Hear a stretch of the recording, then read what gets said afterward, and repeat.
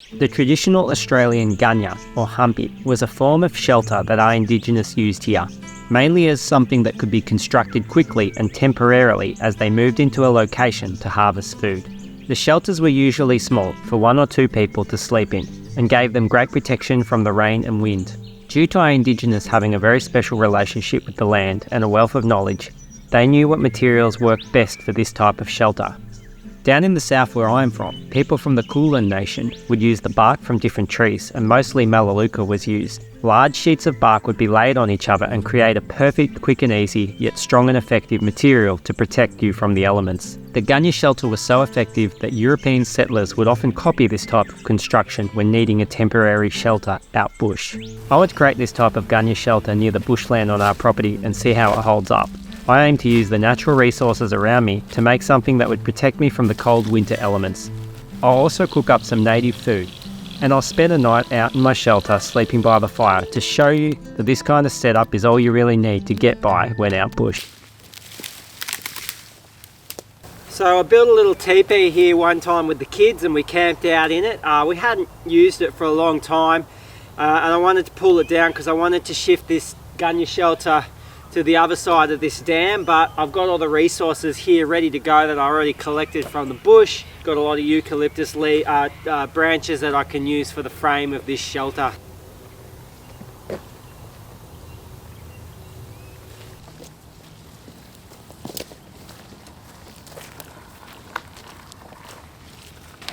So depending on the location where they were living, our indigenous folk, they built gunyah shelters in a variety of different ways. A common way down south was actually using like melaleuca saplings that were quite bendable, and they'd make more of like a dome type structure, like if you think of a dome tent, and then layer that with melaleuca bark.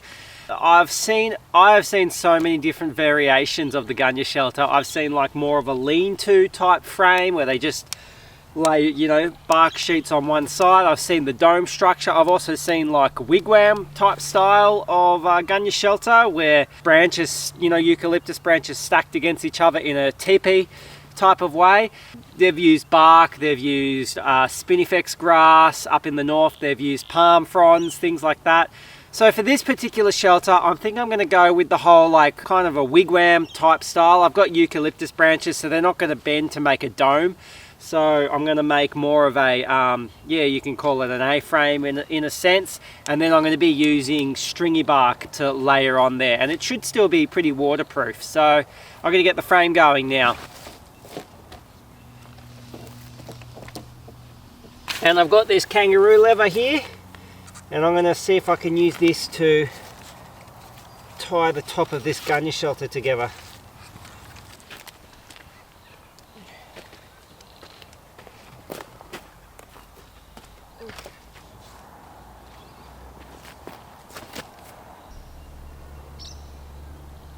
Now to secure the edges, I read that they used multiple things. Sometimes they used rocks and they'd make like a semicircle of rocks, and then that's how they'd support the legs. But they often had a digging stick, which is just like a hard piece of hardwood that was carved to have a spike on the end, so it acted like a digging stick.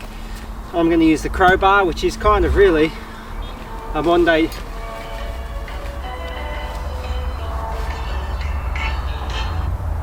Yeah, why, you can't handle him? So I'm using a crowbar, which is a modern day digging stick, just so I can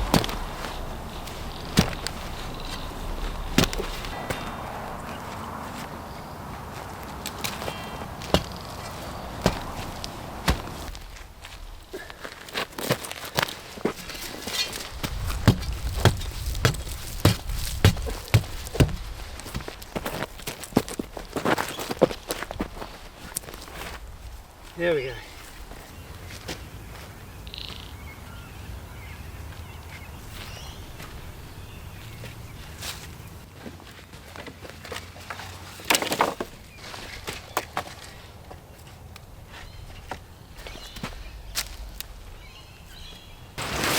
And there you go.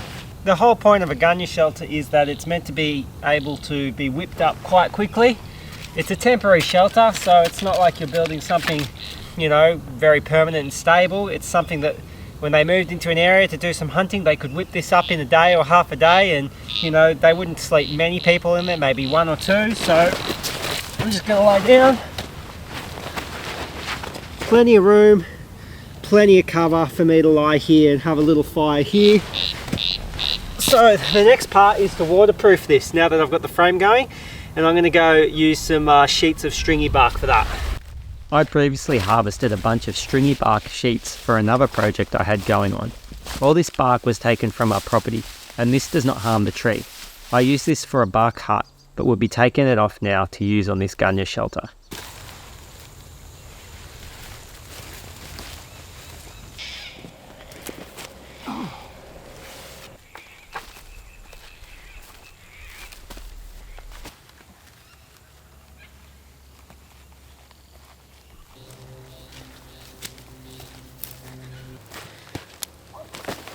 Now, before I chuck this bark on, I just wanted to give you a little bit of Australian history, specifically Victorian history. This is history I'm interested in, being part of the CFA, but it's also pretty interesting.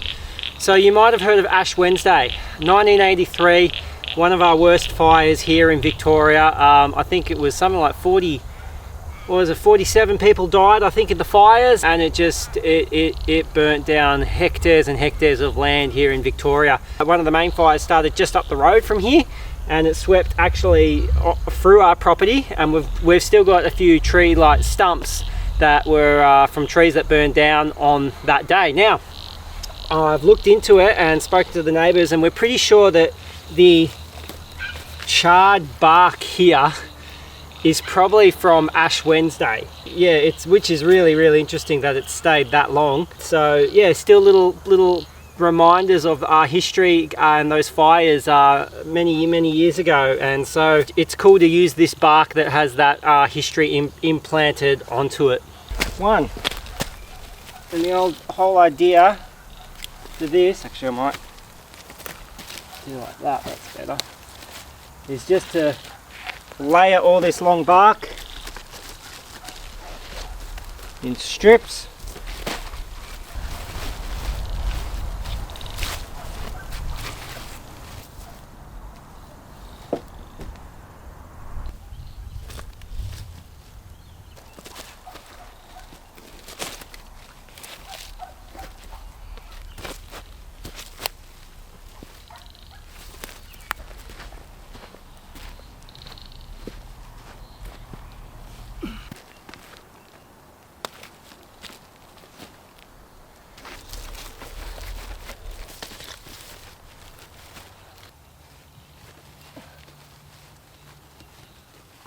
Last thing I'll do is lay some tea tree on it just to keep it from all falling down.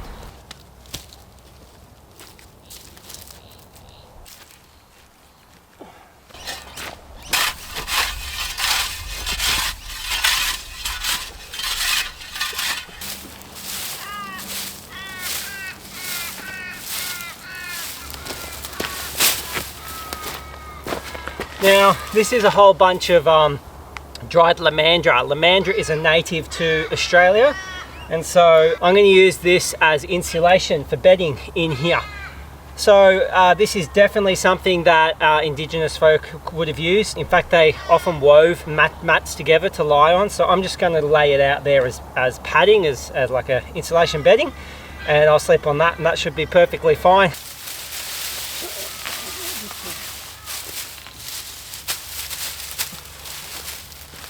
Pretty good.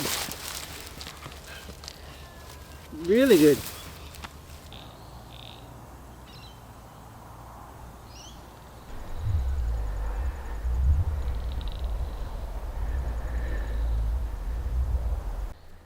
That was really cool. There was a little flame robin just chilling out on here. Now, I'm not going to sleep here tonight because I got something on tonight. Maybe in a few nights time I'll come down here. I wouldn't mind sleeping here in the rain to see how it goes. But what I'm going to do is I'm going to collect a bunch of firewood and just stack it so it's ready for that night. And the idea is I want to get a couple of really thick, longer logs so that I can have a fire going all night next to me, because I'm not going to sleep with a sleeping bag or anything like that. So yeah, I'm going to just sort that out now and have that all ready.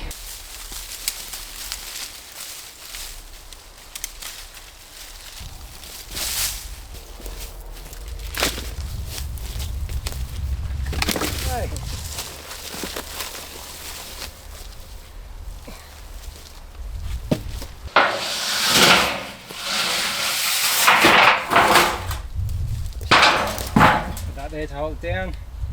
I've got some dry firewood ready for there, so I'll come back later in a few days time and do a little camp out here and maybe do some kind of a traditional cook up on the coals as well.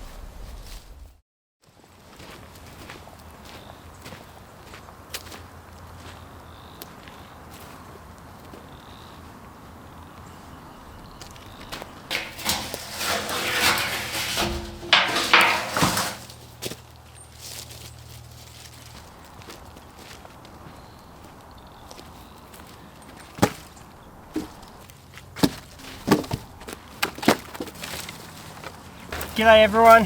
What I want to do is want to get a fire going, and I'm going to have a cook up, and for this fire I want to do a primitive fire starting method, which will be the bow drill. From what I hear, the indigenous didn't use the bow drill to create fire in Australia. They did use the hand drill.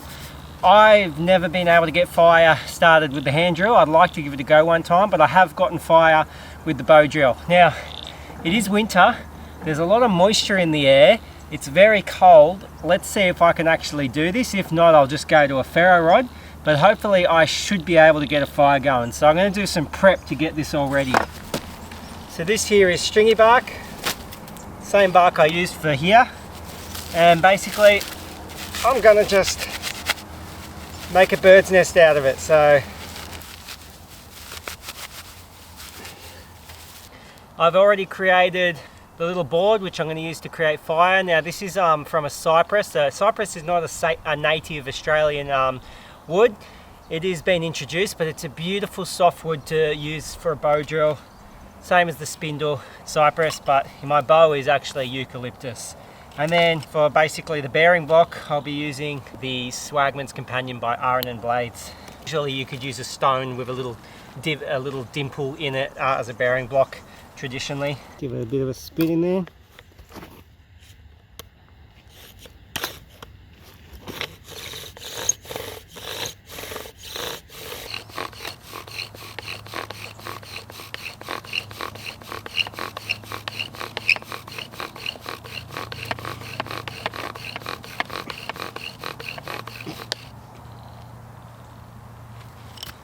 There's an ember. I'll just fan it a bit. Okay, that's pretty good. I might have lost that.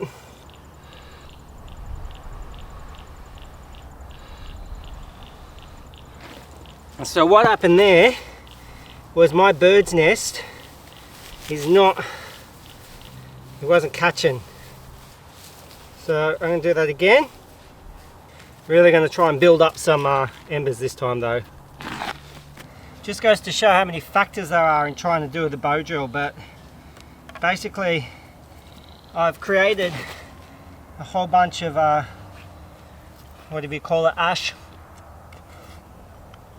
and if that catches I should have a lot there. Let's see, pretty rough at the moment.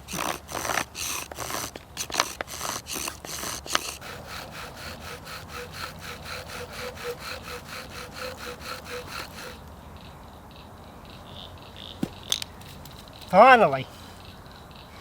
Alright, I'll let that catch. That's a good ember now. If this doesn't catch, I'm giving up.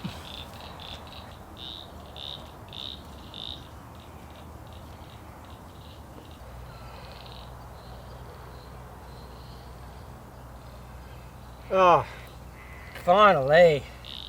Geez, that took way too long. Oh well, we got there in the end.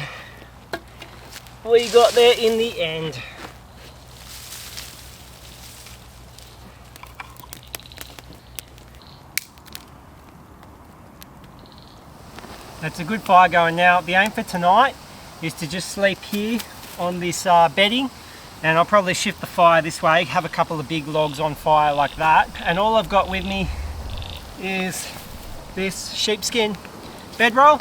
This is from Peak Oil Company in Victoria, and I bought this, and it's, yeah, so you know, the indigenous folk would have had in the winter possum coats. I don't have a possum coat, so I'm going to be using a sheepskin to lay over me and then just lay next to the fire, and See if that keeps me warm. I think it's going to get down to like 5 degrees tonight, so it'll be a very fresh one.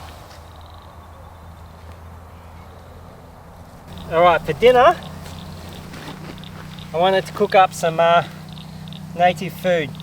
So I've got here, this is a silver perch. Silver perch is a native perch to our waterways down here in Victoria. Now this perch is actually, it's 25 centimetres, so the legal limit in the wild is 30 centimetres, so he's a little bit under. But I caught this morning from our dam. Now we've stocked them, we've got about 100 in our dam, so as far as I can tell legally from the rules, if it's from your own dam, yeah, you can take them out. But what I'm going to do is I'm just going to cook this straight on the coals and eat it, cook it that way, and that's how, you know, the indigenous folk would have done that. So yeah, it's a bit of a bush tucker meal tonight.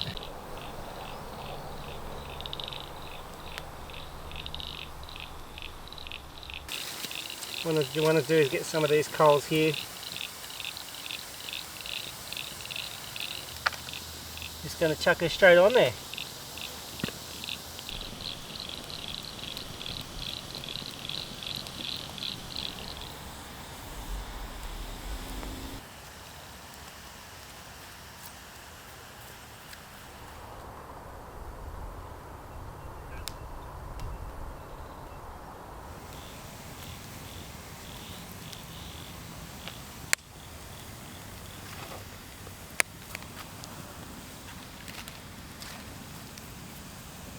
Time to see how it tastes. Ooh, flesh looks good. That's well cooked. Quite a lot of flesh on this. It's a good tasting fish. So you can see that white flesh. And as always, whenever I get a fish eyes. Bloody beautiful. Don't let anyone tell you otherwise. Before it gets too dark to see, I'll show you how I'm going to lie. So, got my water. I'm going to have a long fire like this. I'm just trying to get the fire to spread out because I want a nice long one. I'll basically lie here with the sheepskin on me.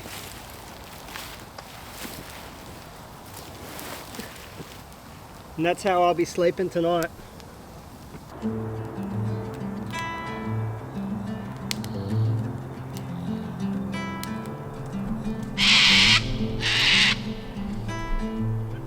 Before it gets too dark, I'm going to load up my wood pile. So one pile of thick wood here, and then another pile of thinner wood there. And the whole idea is that I don't have to actually get up and walk to load up the fire. I can just get up, reach over and chuck one on. So I'm going to do that.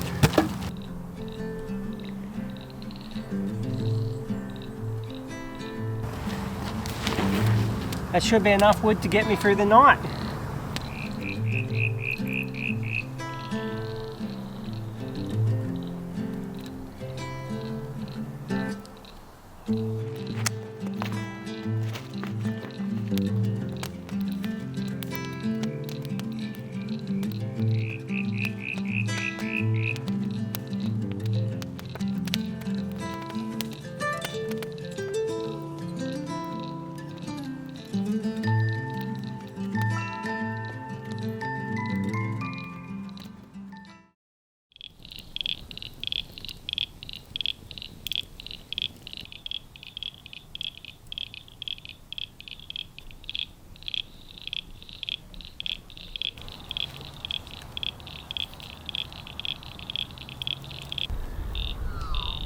Good morning everyone. Well, that was a typical night sleeping out in the bush with no proper sleeping gear.